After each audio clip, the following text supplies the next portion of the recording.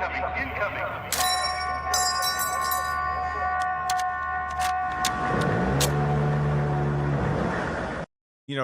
name's Travis Wilson. I served a total of 21 years in the Army. Um, my reasons for wanting to join the Army, actually, I wanted to join the Air Force. My father was an Air Force PJ, pararescue.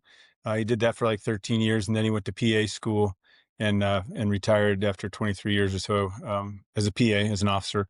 So that's what I knew growing up was, the Air Force, PJ, PA, medical field. My mom was, in the Air Force as well for a hot minute as a LVN. So I just always thought that I was going to be in the Air Force, but, I was just raised around it, uncles, grandfathers, served in the military, World War II, Vietnam, all that.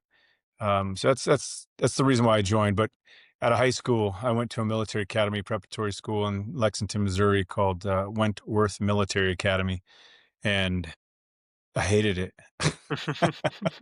It was a 2-year early commissioning program too. So that summer I went through basic camp at Fort Knox, and I hated it, man. I just hated people. I realize now that I was not mature enough to be at a military academy. So ended up dropping out of there after 1 year. Played football for them, the Division II program in AI. Had some fun with that, but um, enlisted in the Army because I showed up and it was during the Clinton administration. And at that time, they weren't letting anybody in that had like prior surgeries and things like that. So I went across the hall to the Army and they were like, hell yeah, we'll take you, man. So told them I wanted to jump out of planes and be a medic. And they were like, for sure, let's do it. Um, but yeah, you know, I always knew I was going to join the military. Didn't know what or when, but it worked out. And actually did 4 years, went up to Alaska, first of the 501st, had some fun there, 5 years actually, and got out to go back to school to Boise State. Then went back to school to Boise State, finished school, and the wars were starting to kick off. So I came back in and I went right back in the Army. So, and luckily they were just like, yeah, you got out as a 5. We'll take you as a 5. Damn. Yeah. How Yeah. long was your break? 2.5 years. Wow, that's surprising they didn't make you bust at all. Huh. Well, yeah, yeah. They just needed medics. And as soon as I came back in, I went right to Iraq. And Okay. yeah, so I went to school for exercise science. I guess maybe somebody looked at it and was like, "Oh, okay." He was a medic and went to school for exercise science, and and I was like National Guardish. I did join the National Guard in Alaska um, while I was going to school in Idaho, but I didn't have to show up for. I don't know how it worked out, but I think I got over on some shit. Anyway, it worked out. So, but I had already been selected because I went to selection before I went to Boise State, and so I immediately, once I got to Iraq, I immediately got on the computer when we finally got computers and ways to call home and stuff like that. I was like, "Hey, I want to be a Green Beret." I got selected, and they were not happy when I turned them down after getting selected to go to school. So it took some doing. They were like, "Yeah, you stay in Iraq for a little bit, and we'll think about it." They kind of figured out that they were going to need more special operators, so I spent about 10 months in Iraq and PCS back there. Went back to Fort Hood, where I was in the 21st Combat Support Hospital as a medic. Went back home and started prepping for the Q course. So, but your question was, a little bit about me and why I joined the military. I think we went past that, but Yeah, no, hey, that was my next question anyway. So, what'd you do for Q? 18 Echo. It's Okay. crazy. This is a crazy story too, man. In 1999, you go to selection, you take all those tests in the middle of the night and during the day or whatever. There was written exams and draw a picture of a horse or do you like to draw flowers? All kind of crazy shit. And out of all of that, and seeing the shrink, they said that I'd be a better Echo. And so when I showed up to the Q course, having just come from Iraq as a medic and like really getting into the shit medicine wise, I showed up and the TAC at the time, Sergeant First Class in the Wind, God rest his soul, he's dead. He got killed in Iraq not long after that. But I said, "Hey, is there any chance that I can go to the Delta course? I mean, I'm a medic. I was a medic. I am a medic."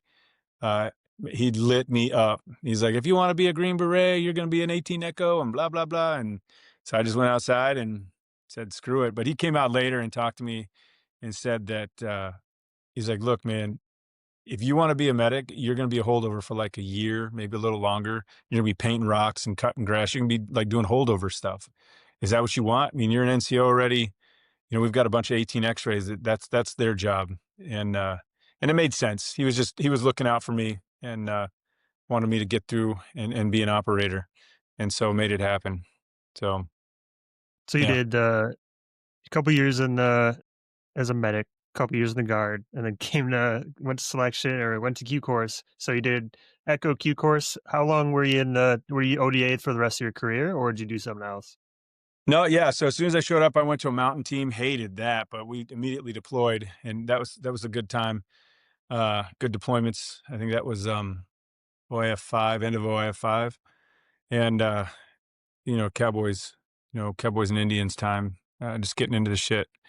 Uh, then went to scuba team for a hot minute. Found out that I hated the ocean. Hated. I was extremely physically fit, and went down to the scuba team, and yeah, I hated the ocean. It humbled me quickly. I wouldn't have been a good PJ. I probably wouldn't have passed the PJ course because uh, the ocean's scary. So, but I busted my ass. I worked hard, and that team sergeant was amazing. And he's like, "Man, you've tried really hard," but I just couldn't pass the 50-meter underwater swim. That was why I got let go and sent across the hall as a gift for busting my ass to the free fall team. Uh, I don't really count the scuba team time because it was just a hot minute, like trying to really make the team to see if I can even get to scuba school down in Key West. But went over the free fall team, was free fall, the rest of my career until I got hurt. Um, so yeah, and then went and did some intel stuff with a handshake element called the RSE. Uh, and it was that was the additional training I was telling you. So I had a near fatal free fall accident on my free fall team and damn near killed me. All kind of surgeries, obviously TBI and all that stuff.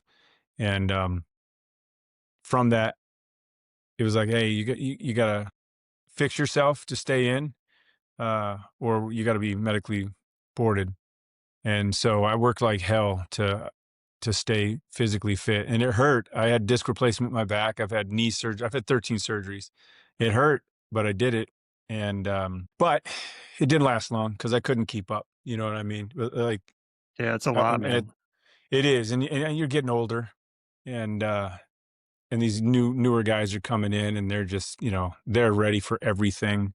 Like they want to show up to PT in the morning, like I was like, oh my God, no, I'm good.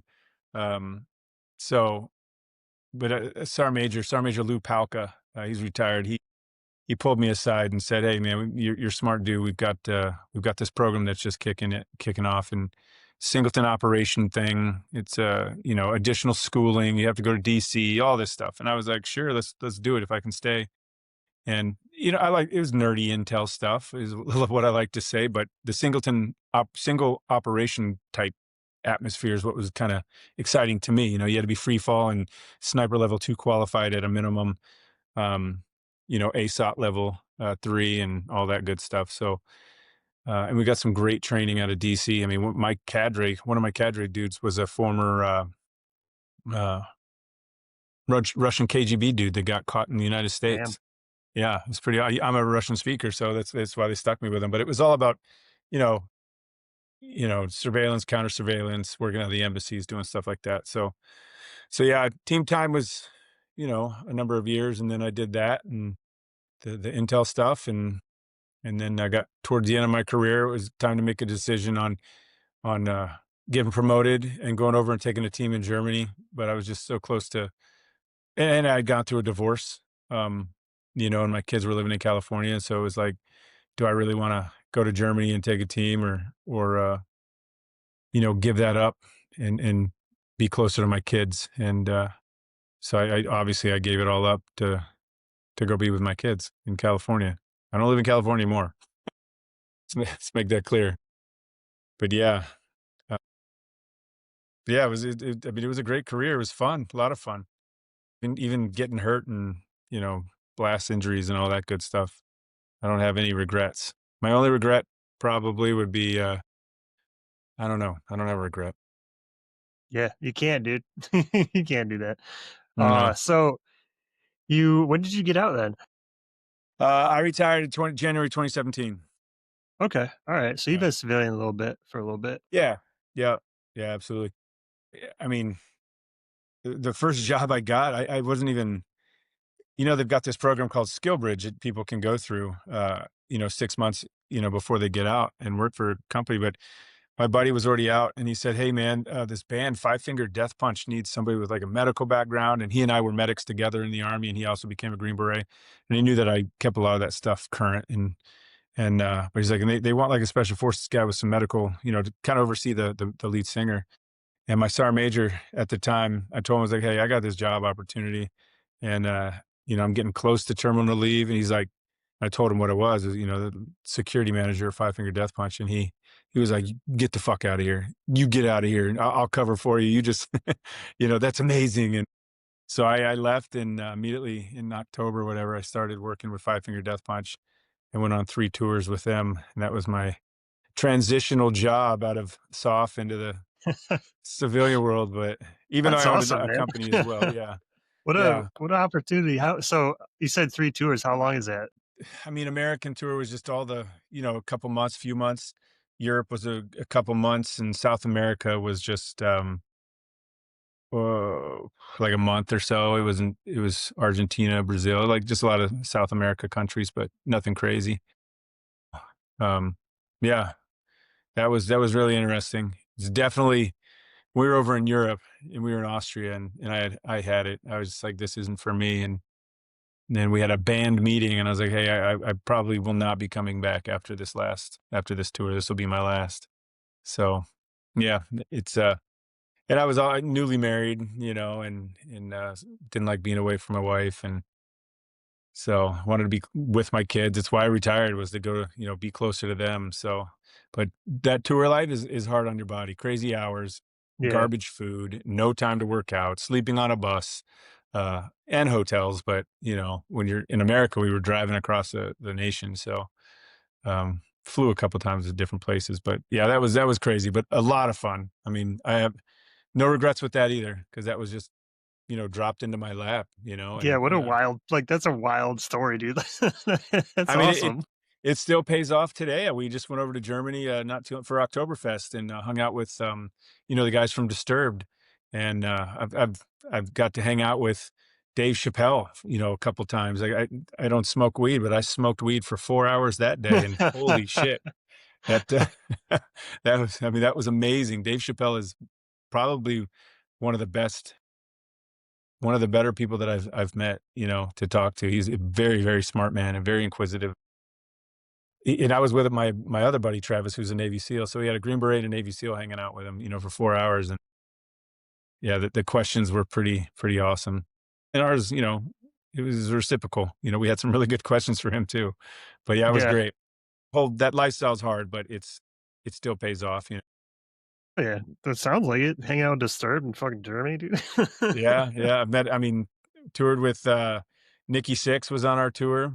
His new band 6 a.m. So, getting to hear a lot of his stories when he was with Motley Crue and Guns N' Roses guitarist and gosh, who else? Shinedown's one of my most favorite bands. All those dudes are amazing. Put on a good show and they're just really humble humans. So it was good to work with them. But yeah, it's pretty cool. Yeah. So you quit the band life, and were you at the same time doing your business? Fully performance. Yeah. Yeah. I actually started. So while I was active duty, I was thinking, man, they're just going to probably end up kicking me out. So I had a fallback of starting a supplement nutrition store in Colorado Springs called Caliber Nutrition, and I did that. And also went through the divorce at that time, but kept the store. And I had a really good team. So while I was away, on some deployments or whatnot, they managed the store. I could still manage it from where I was at monetarily, and I could see what was going on. But it turned into Caliber Nutrition and Fitness, so a small gym where physical fitness trainers kind of rented the space from me, like as booth space, and then the supplement store was in the front and all the gym was in the back. And so, but it turned all that in to my wife and I started Alpha Elite Performance, this logo right here. And so, yeah, we had that going on. So when I went on tour, my wife was managing Alpha Elite Performance while I was out there, making additional funds. So, And moving to California was not cheap, and so yeah, but yeah, so finished touring and just kind of dove back into being back home near my kids in California, and then Alpha Elite Performance. That lasted about 3.5 years until we left to come to Texas, where we're at now. So you don't have anything to do with Alpha Elite anymore, or Oh no, we do. Yeah, yeah. you'll It's do it? thriving. Yeah, yeah. We're a nationally known brand. I mean, we're not huge. We're not like First Form or Redcon, or we don't have that kind of marketing money. But we do all right. We've got some pretty amazing products, two of which are approved for use by the Special Warfare Center in schools. Our ODA Super Greens, which is a heavy metal detox, and our GBNT Sleep. It helps people get to REM sleep, and REM sleep's where a lot of healing happens.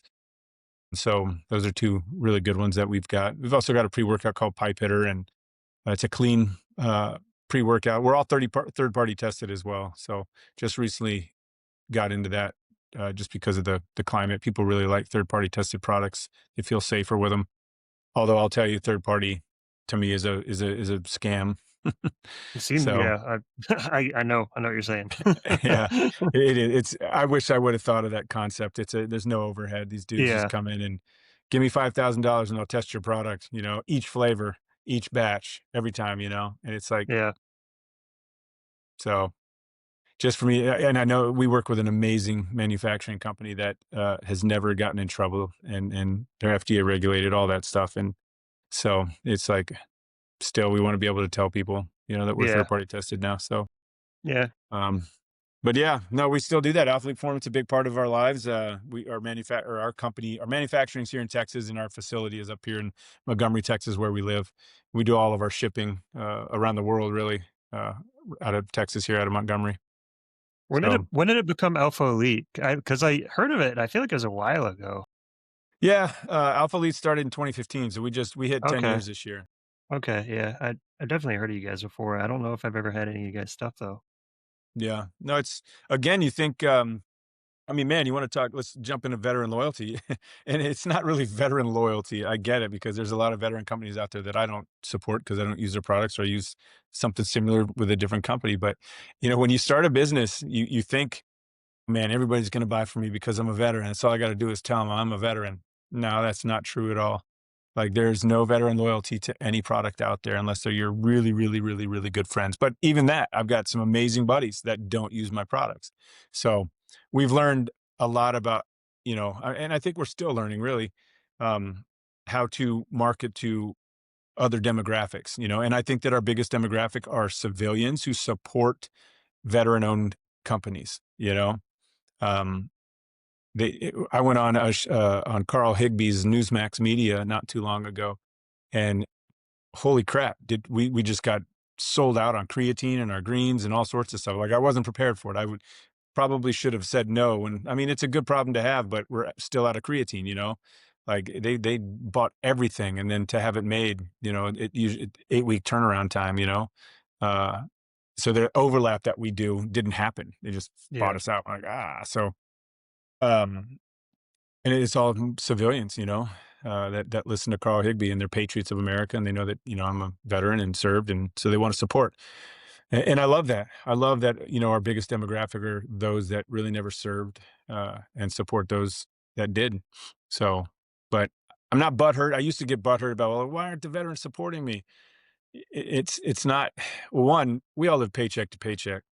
And, a lot of guys will buy supplements. They're buying the cheap, nasty shit that they think's mhm, amazing, or the stuff that makes them, you know, see sounds and hear yep, colors, yeah, that's me, like, yep. yeah, right. Exactly. No, it used to be me too. Um, but I want my pre-workout to make me feel like if I don't work out, I'll die. yeah, right. That's the goal. If I'm at the gym and my skin isn't crawling, I feel like I'm not gonna get a good workout. Yeah. Yeah. No, I used to love that too, man. Now I rarely take a pre-workout now. But ours is pretty good. Our pipe hitter is all about stamina. Like you'll get some people say that they don't like the itch from it. There's not a lot of beta alanine that causes that itch in there, but there is beta alanine, and mild pump, but it's really about endurance and stamina and focus, and you just get in the gym and you keep going. But there's amino acids in there as well, so it keeps working. once you're done working out as well. Joey Savage is a great formulator. He used to work with Cellucor. He helped, blow that company up to what it is now, C4. He's my formulator for a number of our products, and dude's a godsend. And I was so glad to score him, to make our products.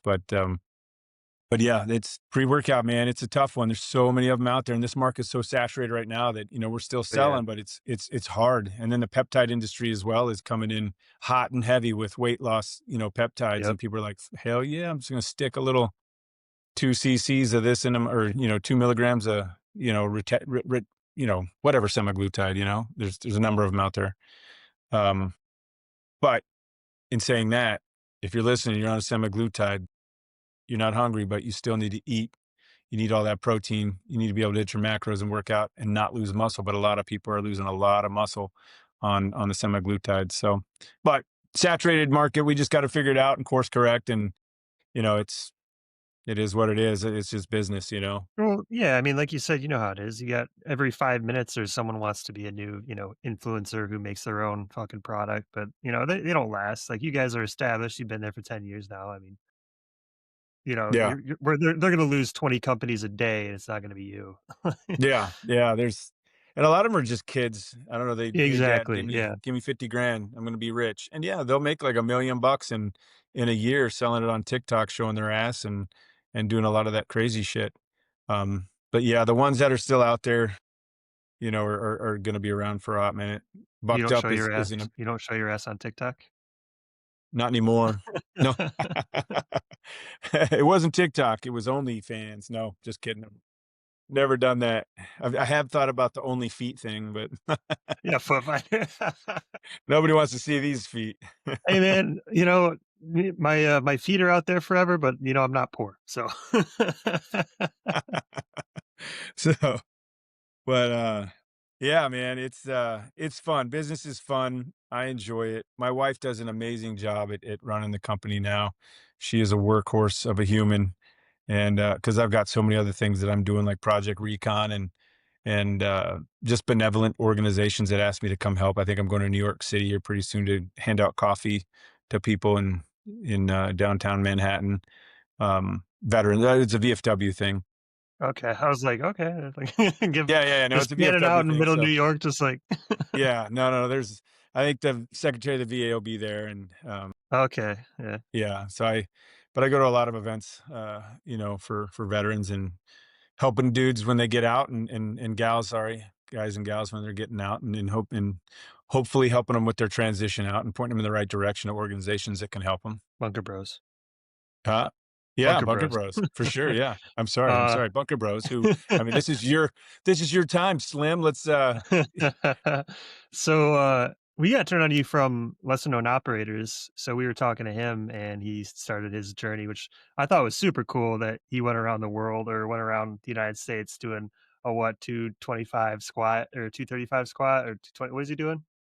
45, I think, or Was it? Yeah, I don't no, know. was it 225? I think it was I think it was 225. 2 I think it was 2 plates. I think it was 225. Yeah, So in every state, I don't know how many he ended up doing for state-wise. Do you remember? 26 or 29, something like that, I don't know. Yeah. Yeah, and then he did 53 reps in the last day, like the 31st did 53, which was for you guys, right? So that was to raise money for Project Recon. So why don't you tell the boys and girls a little bit about Project Recon and our friend over at Lesser Known? Yeah, um I don't know how much money he raised for Project Recon, but he did a damn good job. I can tell you it wasn't a lot. Again, a lot of people just aren't donating.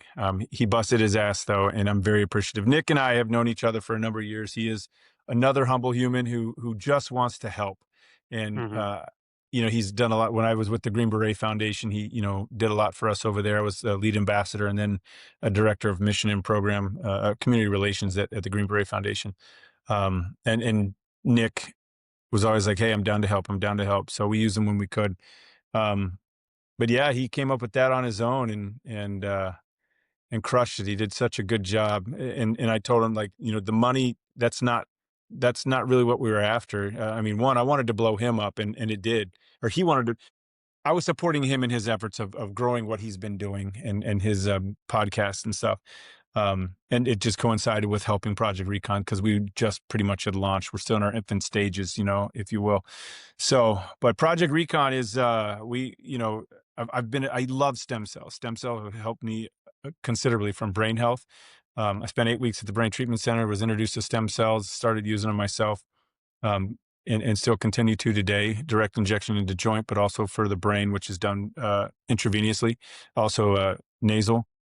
Um, there's a number of ways you can do it. Actually, spinal as well is really the best way, but that's a surgical procedure for the most part. But Project Recon, we provide stem cell therapy at the moment only to special operations men and women who are dealing with the effects of a or moderate to severe TBI. Um, there are just since 2011, 400 plus thousand veterans alone with a moderate to severe TBI. But I know that, and that's just what we know. I know guys who have never been diagnosed that have all the signs and symptoms of a TBI. Yeah, yeah, and you guys in active duty, man, that's my big thing. I sat down with the secretary of the VA, and he's not the right man to talk to because he deals with veterans. But uh, my boy Pete Hegseth at Secretary of War, that's the guy to talk to about that. And I really, and there are some studies going on right now about TBIs or for TBIs on active duty personnel, but not with stem cells. And we're not like Project Recon, we're not trying to raise awareness. We know what the problem is. We're trying to raise money so that we can provide a solution because it worked for me. I had a stutter on S's and it occasionally I'll get stuck, but not all the time, but not like I used to. And so I've just fallen in love with them. And so that's my mission is to provide stem cell therapy to soft operators and veterans in active duty. And we're currently treating an active duty guy and three other veterans right now, um, to the tune of around 12 and a half per person, so it's a lot of money. But yeah, that's what we're doing. That's our mission. It's kind of a focused regenerative stem cell healing mission. And as we grow, I hope to do more. There's a lot of other modalities out there and treatments that we can do for guys, whether it be just HBOT, things like that. But there's other nonprofits that are doing, some of those. But eventually I want to, pull those in. But you guys on active duty, man, like when what do you do for your MOS? Or it doesn't 11 matter. Bravo. 11 Bravo? Yeah. Airborne guy too? Or Nope. Nope. oh, Light. buddy, what's going on there? Hey, What's going man. on? We Come on. we No, it's all right. My dad always used to say, "Do not jump out of planes your whole career." Seriously, and I wish I would have all listened my because I'm friends that came to the leg side after being airborne are just all fucked. Like, all their yeah, spines are fucked, their legs are fucked. I'm like, "I'm good, dude. I'm yeah, alright." man. I had a near fatal free fall accident where I burned in. Uh, Dude, yeah, you but can't sell me on the airborne thing, dude. I mean, we do air tall, but you can in some fast roping, that's one thing, okay? But, yeah, like, when the helicopter hovers, you can jump out, that's another thing. Definitely not jumping out at 10,000 feet to 15,000 feet. It's not happening, dude. yeah, I know. It's fun though. It does take a Oh, I believe you. I believe you. I mean, I won't lie. I was always like, "Why the hell do I do this?" But then I'd get up there and do it, and I'd be like, "That's why I do it," because it's just this immense feeling like you can bend iron. It's phenomenal. The highest I've ever jumped was 25,000 feet. For Oh, what wow. reason? Just to do it. Just to say that I've done it. That you got to have a general sign off on it. Because there's really no point. That's a massive offset if you're doing a hey ho. But below that, anywhere 18 to 14,000 is where we would jump. And then low stuff, 6,500 would just hop and pop. Um, but yeah, I had a near fatal on a night jump where I turned on final 500 feet and I hit a night dust up on the right side of my canopy, collapsed, and I just rotated in like a corkscrew, but landed on the right side of my body for the most part. But out of all that, a number of surgeries, knee replacements, ankle reconstruction, disc replacement, in my back, shoulder, five surgeries on this arm, and um, head. Obviously, Kevlar's not gonna. I don't even know if I was wearing that. I think I was wearing a bump helmet that jump, but it doesn't matter. Whatever the Yeah. fuck it was, it just kept my skull from cracking open. But the brain slapped around in there like Jello. Um, so that's it. you definitely can tell when you've had a couple blast injuries, concussions, and then that big one, and they just kind of add up over time. That's the But problem, and you, I mean, huh? part of the issue was TBIs aren't new, but the Army taking TBIs seriously is new. Like, Yeah, I remember my first deployment wasn't a thought. That was in 2014 or 2013, something like that. yeah, Nobody thought about that. no, Like, my second deployment, it was kind of a thing in, like, 2019, and my last like, they gave you, like, a pre-test before the deployment, right? And they were like, yeah, "Here's your baseline for, like, a TBI or whatever." But then they never gave you a post-test. So I was like, yeah, there's no yeah, comparison, so, like, they still didn't take it seriously. My last deployment was, like, a year ago or 2 years ago, and, I don't remember them doing any TBI stuff, to be honest with you, yeah, which is probably not. wild. But now they can test your blood, for the markers, the biomarkers of a TBI in a blood test. So, and I'm hoping that the active duty side, um, takes it really serious so that once you treat the TBI, as soon as it happens, damn near, within weeks, that's the best time to treat a TBI to help heal those micro lesions on the brain, making sure that there's no, bleeds or anything like that. But the micro lesions that happen, those micro tears, getting stem cells in there, and it's not very expensive at all. I mean, the Army spent $1,500 on a fucking coffee cup in the Air Force, Yeah, Um, so and they're gonna pay it out in the long run because the dude's gonna have brain injury for the rest of his life, like yeah, well, but the stem cells get in there and help heal those micro lesions and help with neuroplasticity and all that stuff. So it helps to heal, and it can kind of mitigate some of the long term effects that soldier will have in the future. So it could be that he's going to be rated on that when he gets out. But depending on what percentage, we've helped treat you and all that good stuff. So the VA stuff, I have no idea, but I still want the VA to help, and I want active duty to start taking it seriously, like you said. And they are. They're doing some studies, but how long does study in the military last? Like forever, right? It's kind of like doing yeah. an EPA study to build a building in downtown, Montgomery. Like it's okay. We're going to take a year to make sure that there's no, you know, birds that we don't want to mess with, living here. Like an NTC, you couldn't touch those turtles or they'd pee and die. As just So bats at JRTC, don't touch the bats. yeah, right, because that's what I wanna do. Yeah, I'm not gonna touch the fucking bat, dude. Thanks for the fucking safety briefing. So Uh, one of the founders, there's 3 of us, we met in Syria, like, we had a bunch of, tour duty dudes because the units were, like, fucking empty, right? We had a bunch of tour duty dudes from all these units from all over the fucking place. yeah. So, Matt, he got hit by a 107, and it fucking rocked him. It, like Yeah, yeah, so he had concussion right off the rip, like, bad, and, of course, like, we're in Syria on the flat, dude, like, they didn't fly him out, so they were like, "You sleep it off." I was like, "That's probably the worst thing you could probably say to that person." yeah, And he's still fighting that fight right now. Him and this other dude, they're in a guard tower and it got hit like I think within 30 meters or 50 meters or some shit. This 107 hit, yeah. and they were just like fucking looking at it when it went off. So like fucking both That these dudes are overpressure. yeah, they're fighting this fight right now. I'm like, God damn! Like these sworn statements that it happened and like all this bullshit, and like meanwhile they're having like memory issues and like balance issues and all these Yeah, weird things. I'm like, God, how long? And now they can't get treatment until it's like proven that this happened from this deployment at this time, right? Like, it's so dumb, man. Like, it is, yeah, because he can say, "I didn't feel this way before that blast." You yeah, know, if anybody's watching, listening, I mean, I'm sure they are, but, Major Darren Baldwin, 10th Special Forces Group, um, captain when it happened, uh, blast injuries, but he died 10 years later, because of his TBI. Uh, when it goes untreated or it's treated or diagnosed misdiagnosed, they said he had ALS. Not true, and they treated him completely wrong, and he passed away because of it.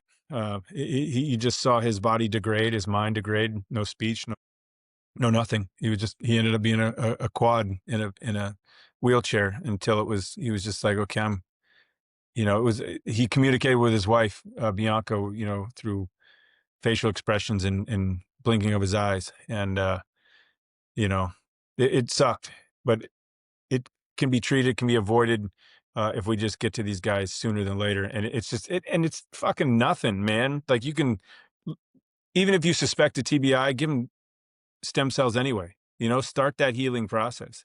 So, and umbilical cord stem cells are amazing. They're washed, they're cleaned. There's no blood cursors in them. You know, you're not going to be an A positive and turn into a B negative. You know what I mean? Um, the companies that make them that are regulated by the FDA and CGMP and all that stuff, you know, they make sure that you know none of this comes from anybody who's got some sort of disease. So, but it's government, man. It's the government. Well, it's I mean, so I think it was the Michigan State Police are doing a study on indoor weapons firing. So like they have their ranges across the state and the teams like at posts set up like the ranges for themselves. And like just firing like they now have the SIG 320 like the army does. So Yeah, just firing the SIG 320 over a period of time for so many years can lead to the same symptoms as a TBI from like a blast. Like, so yeah. now they're like, well, how do we stop this? They're like, well, Ear Pro doesn't do it. Like, the Ear Pro is not going to help you. It's like, so good on the state police for doing it because the army's never done that shit. Yeah, no, not at all. And but you know, I talk about that all the time too. As ODAs, if we weren't doing some other sort of training, we were out at the range shooting But yeah, continuously. There was just always ammo that we could go shoot, and we did it. And we were really good at pistol shooting. You know, M4 is one thing, but we always practice our secondary often. Um, but you know, and I'm sure people, the Michigan guys, are talking about it. You know, you've got those two walls on either side of when you're shooting in an indoor range. And you feel that concussion, that overpressure. That overpressure is legit. It's not a joke. When you feel that, you're like, oh, that. I mean, remember Carl? Have you done a Carl Gustav? yeah, And yeah, I yep, mean, fucking teeth rattling, man, or the yep. Barrett, you know, shooting Yeah, that there's thing a all reason day. you can only shoot one. Yeah, And exactly. then we shoot three. Yeah, exactly. Right. Like, ah, keep going. You're good. Yeah. We got to expendex Yeah, this we shit. gotta shoot 'em. Yeah. So, and there's always that dumb private who's like, I'll do it all. But Yeah, and then he's bleeding from the ears. yeah. But, yeah, no, it's a big deal, and I mean, at one point, I didn't give a shit. It's TBIs, right? Like, we've all been conditioned, you in 2014, sleep it off or whatever, you know, it's just a TBI. Um, but I really didn't start caring until I started feeling a difference, uh, in the way that I acted and felt.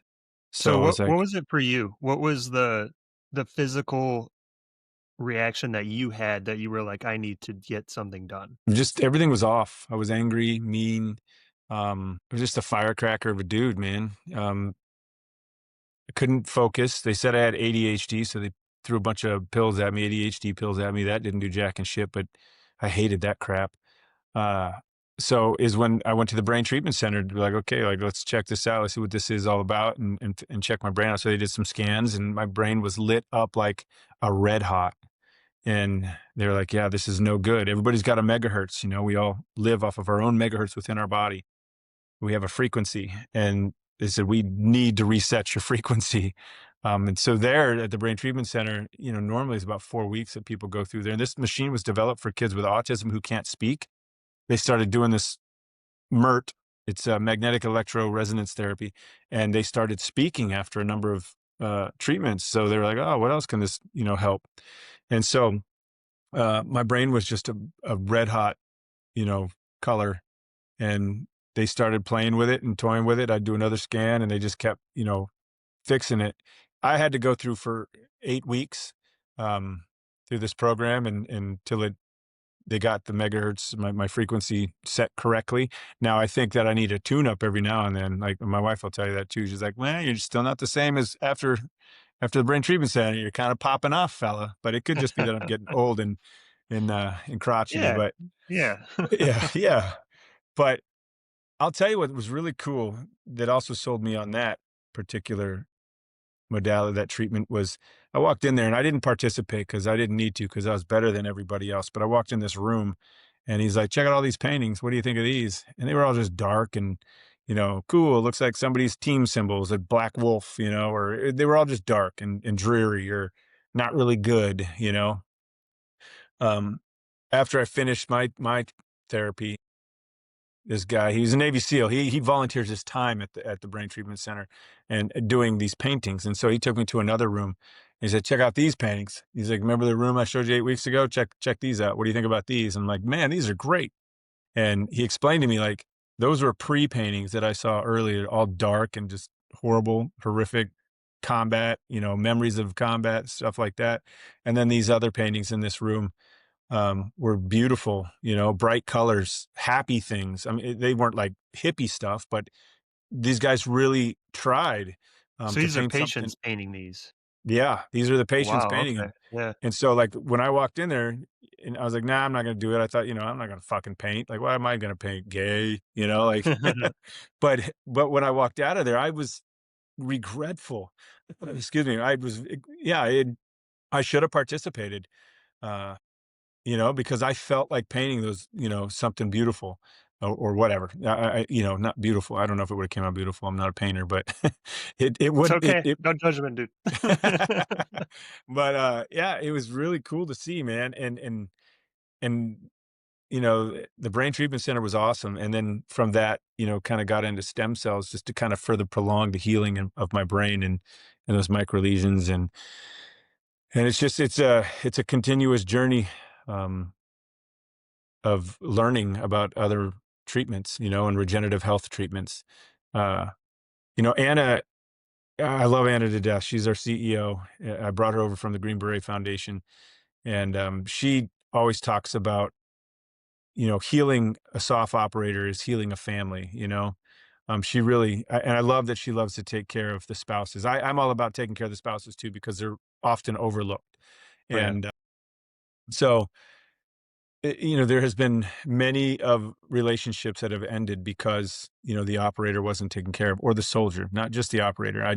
That's the community I came from. So I say operator, I but the got you. soldier, the airman, whatever. Uh, yeah, a lot of relationships have ended because, you know, a lot of this stuff's been misdiagnosed or they just didn't get treated. So Anna's, when she talks about this, she's a little bit more elegant in it. And, I'm just like, hey, we're fucked up. We need to treat it. We need to get these guys treated. It depends on what audience I'm in front of. Oh, we talk, yeah, yeah. So, but yeah, she's like, save an operator, save a family for the most part. And she does a really good job at that. And we're blessed to have her at the helm of this Project Recon. So, but yeah, man, I'm excited about it, and I hope to at some point when we're raking in millions of dollars, and hopefully the government gives us some as well, to not just be helping soft guys, but everybody like yourself, somebody who's got a diagnosed TBI, because it it it'll heal is what I like to say. Stem cells heal, so regenerative therapy heals. So yeah, It's such an important topic now, especially with, like, what we're seeing around the world.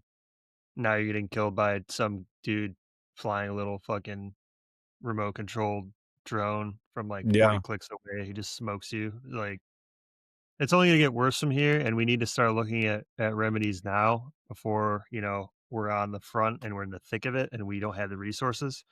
yeah, Um, and we don't I don't think talk about it enough, especially we since, don't. like, it is so new to our community, at least treating it is.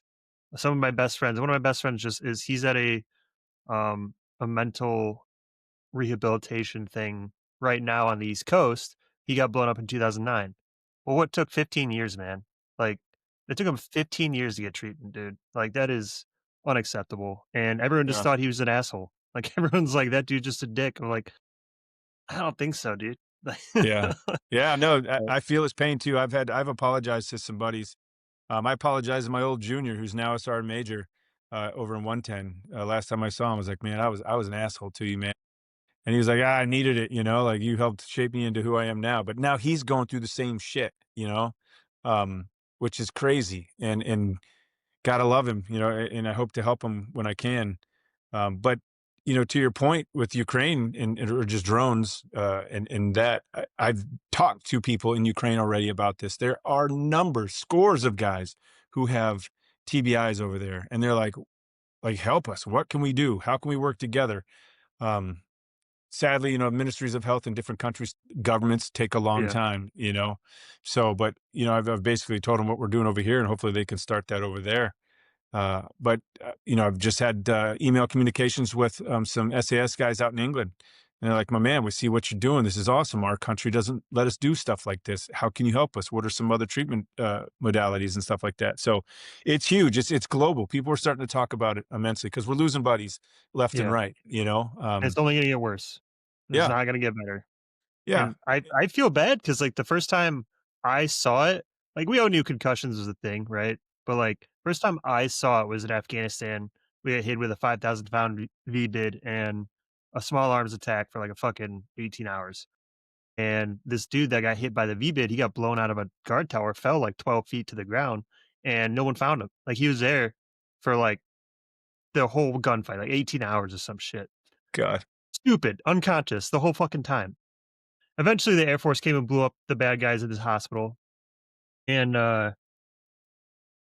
they found this dude, and he, like, woke up and, like, dragged his own ass over to the aid station, and they're like, "Yeah, there's nothing wrong with you.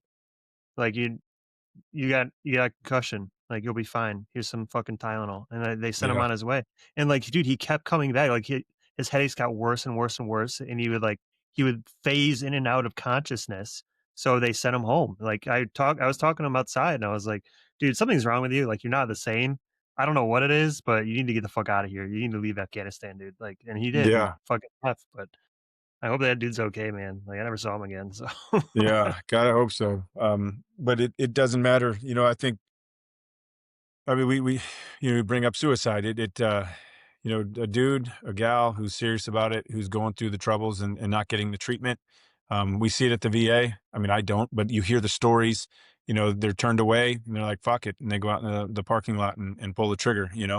Um, yeah, but people hide it. This Dallas Cowboy football player, you got to think about CTE. I grew up playing hockey and football. Yep. And I didn't mention it earlier, but at Boise State when I was there, I was playing hockey as well.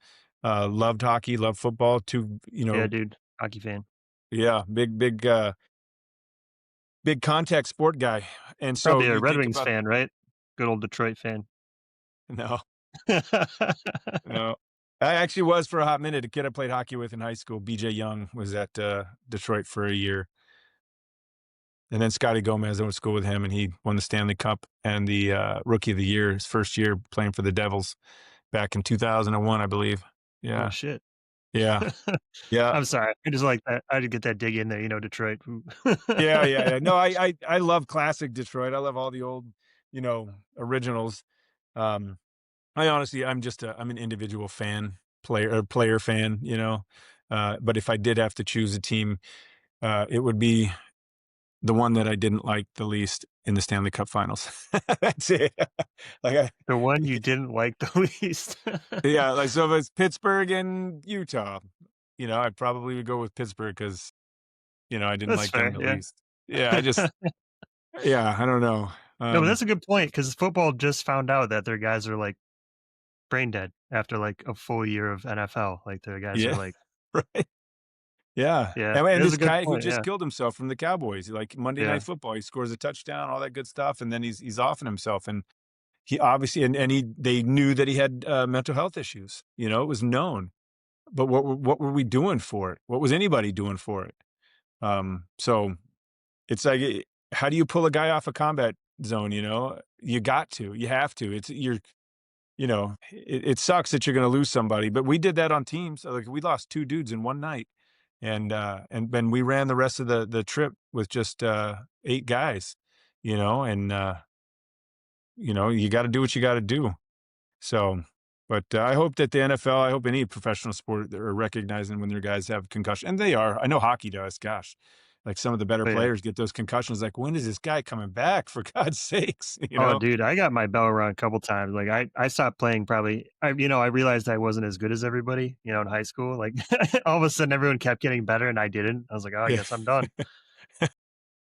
So, but, like, you're going what, like, 20 miles an hour on the ice, dude, like, skating as fast as you can, flying down the ice, and you just smoke somebody going the same speed the opposite way. Dude, it's 40-mile-an-hour hit.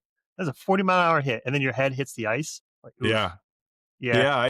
Man, I feel bad. This dude Paul, we were having tryouts at Boise State, and he was good, and I was a defensive player, but I'm 6'3", I'm a large man, and I just put my shoulder in his chest, and this dude, it was like him hitting a brick wall, and he just straight down hit his head, and he didn't try out. He didn't do the rest of the tryouts for the rest of the time. He was just yeah, because I felt so bad, but he ended up skating with us anyway because we weren't, it was Boise State and or Yeah, it ACHA. So, but now that program's amazing. They're doing great. Kind of like University of Texas has an amazing hockey program now that they're not NCAA Division 1 yet, but it's pretty cool.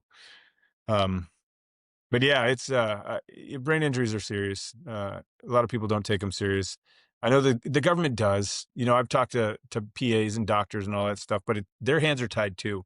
You know? well, you know as well as I do, it comes down to like command team decisions. Like Yeah, uh, the we had a fantastic command team in Syria. We did. Um, but and we were shorthanded because Syria was weird. Like you couldn't have so many U.S. troops there, so we were running an outstation with like a company minus. So like it yeah, was wild, and so they didn't want to lose anyone, obviously. But we were getting hit for we call it the I don't know if I can say this. They call it the Ramadan Bombathon. So it was fucking Ramadan. We get hit for 2 weeks straight, every day, multiple times a day, yeah, with drones. We had one way the Shaheds, the 107s, 220 cluster munitions. Like, I don't know if you've ever been cluster bomb before. That is fucking insane, dude. Like, talk about so it's a 220, right? So the 107 times two, and then it's got I think it was like 79 or 89 cluster munitions in it, and they shot yeah, 5 of them. So that's what 5 times 89, and they all hit in the same area. Like one dude got hit in the neck, and he lived, but you know, but yeah, dude, how many fucking TBIs came out of that? yeah, 5 yeah, cluster munitions hitting on a base the size of like a fucking football stadium. Like, get yeah, out of here, dude. yeah, And nobody went home except the kid that took one in the neck. But like, you could tell it was like not only was there like fear that we just got yeah, fucking cluster bomb, but like yeah. guys were just like not the same. It was And and what I say to that is every dude that or that might be listening that's experienced that and they're still active duty, go to the fucking TMC and get this shit recorded. And if you have some sort of, I don't care if you go in there looking like a pussy, go back in there and record that and record that and record the next one until you get out. Um, you need to do that because when you get out and they read that and they say, "Well, fuck, you've been here 7 times for a headache." There's a reason why, doc. yeah, yeah. And The so lights hurt my fucking eyes. It's in the back of my brain. Yeah, yeah, dude. don't be afraid to go to I used to run a clinic when I was a medic, in the army, and the guys who get 100% right away are the guys who fucking went to the TMC for everything wrong. The guys who don't get 100% are the ones who are like Green Berets mostly or soft dudes. Oh, I don't Yeah. want to get off the The teams, tough ones, yeah. yeah, the tough ones, but you got to go. It's not going to hurt you to go to the clinic and be like, this hurts or I've got a headache, like they're going to hopefully try and take care of you, but it's going to pay off in the long run at the end. So, but yeah, but any of those guys that you were with, man, and they're still in, get that shit documented now and continue to document it with any little change that you have. Vision, like I started getting vision issues in my right eye not long after, and I still do, and they're ocular migraines, and it's a lot of pixelated shit. But also, it gets to where my eye is like doing backflips and gets extremely blurry. And I've never had that before until I had my head injury, and that's one thing that really hasn't gone away. And sadly, caffeine exacerbates it, makes it worse. So, and I love coffee, but yeah. So I'll just lay down and take a little Yeah, nap. But suffer for that one, yeah. but it sucks when I'm driving. So on Yeah, long drives, I Jesus. try not to drink a lot of coffee or anything, because then you got to stop, and it's pretty wicked. But there'll be weird things that pop up and definitely want to make sure that all that shit's documented. So Yeah, yeah, brain health. It's my thing. I love it. If anybody's got any questions, they can always hit me up. Travis at projectrecon.org. I'll put it in the thing. Everyone look at the Nice. thing. Well, we appreciate you come out. We have one more question we ask everybody that comes on. Uh, if you had one piece of advice to give up and coming young leaders, like if you were in charge of you, but the new you was like 18 years old, just in the army, what was that one piece of advice that you want this dude to have? So a new leader, listen to your men, listen to what they have to say. I've had a lot of leaders show up. Not a lot. I've had. I think I was lucky. I had a lot of good leaders, but there were some that, showed up and were just barking orders, or we're doing it this way. What and they didn't listen to the men, and they didn't listen to even the new kid, the 18-year-old who's been there longer than the new leader. Who's already experienced some shit. So listen to the. You're a new leader. Listen to your guys. Talk to your guys. And always lead from the front. So yeah. Always, Like when I was 100%. yeah, when I was a jump master, man, I hated being like an assistant JM and having to go out after everybody. I loved being a free fall jump master and saying, "Follow me," because you're leading from the front. I mean, it felt good, even though I had like officers and shit behind me, and they were really in charge. But it felt good because you're leading from the front, and I try and live my life that way now. Lean forward in the foxhole is a term that I like to say to people. Like, hey, lean forward in the foxhole and fucking really make it happen, man. Engage that target, whatever that may be. If it's your business, if it's a test on a flight exam like my kid's getting ready to do, and all sorts of stuff. Just lean forward in the foxhole, make it happen. So Hell yeah, dude. We all know the officers aren't in charge. It was you. We all know they're not in charge. Well, we appreciate you coming out, man. Thank you so much. Project Recon, tell me where they can find you. yeah, Project Recon. You can go to projectrecon.org. And hey, just for a cup of coffee, look at you drinking right now. It's a perfect segue into one cup of coffee, $5, reoccurring donation on projectrecon.org. You do the math, $5 a month, 12 times 12. And then Alpha Elite Performance. If you want to look into our supplement line, it is alphaeliteperformance.com. That's the logo right there. Yep. Alphaeliteperformance.com. Yeah. Do you like vets? Do you like them alive? Like, share, donate. Come on. Love it. I love it.